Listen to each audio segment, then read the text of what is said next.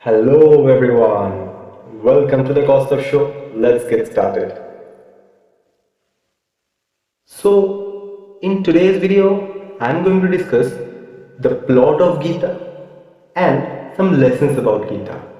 I may not be able to cover all the lessons mentioned in Geeta, but at least I will try to cover the pointers which I have got from it.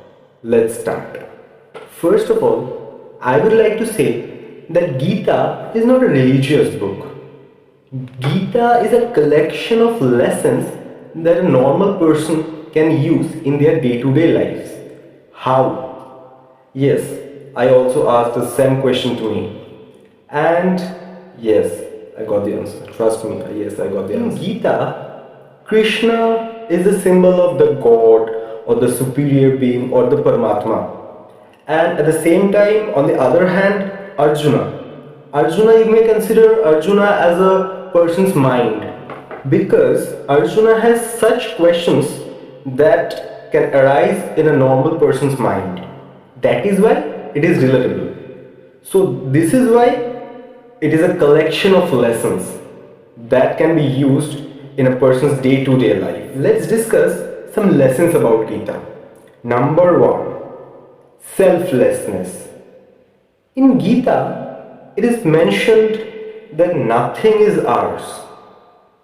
We may think that this car is mine, this house is mine, so and so, but nothing is ours because we have come to this world with this body, but this body will not be going with us. Where will be going to? After death. So how can we think that everything is ours? Nothing is ours. Everything has been given to us for a purpose. And if we are not able to fulfill that purpose, rather getting the next thing, that thing which you have with you, that will be stolen. Number two, never run away from responsibilities. We should never be running away from our responsibilities because we may think, and it's a human nature basically, what I am doing is the difficult thing, most difficult thing in the world, and what the other person is doing is the most easiest work in the world. This is a human nature. But we should think this way, that if a responsibility has been given to us, first of all, everything was written from there, and if they think that we are capable of responsibility, then only we will get the responsibility. And once we get the responsibility, we should keep it until the last breath because someone have had faith on us and given responsibility. We should be doing it, right? Number three, detachment. So in Gita, it is mentioned not to get attached emotionally with anything. If that person or that thing or that creature which we admire the most leaves us, sometimes we are in a mental state that we are not able to handle ourselves. That is why detachment is necessary. So that if that person, that thing or that creature, if they leave us suddenly, we can be in a mental state that we can handle ourselves. That is why detachment is necessary. Number four, importance of karma.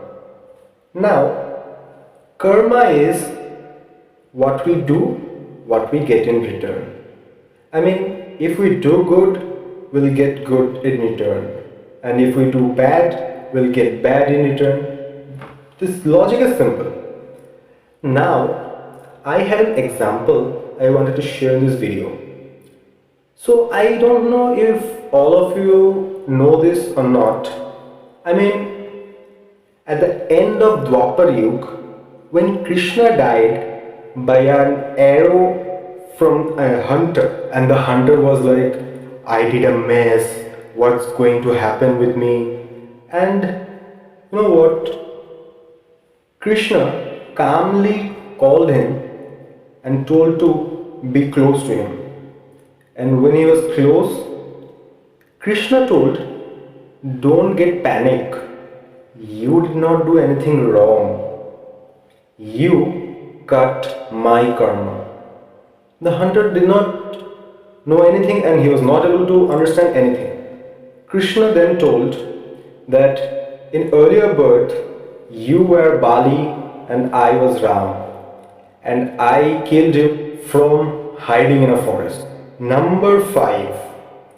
Is rebirth really necessary? We often think that in next birth, what will we be? I mean, if we'll be human or an animal or something like that. But I have a different concept here. From Geeta, of course. So in Geeta, it is mentioned that the person who gets the moksha is able to get close to Krishna, and once that soul gets close to Krishna, it stays there. It doesn't get another birth. So that is why in this video, at last, I should place a question for you, and that would be, is rebirth really necessary?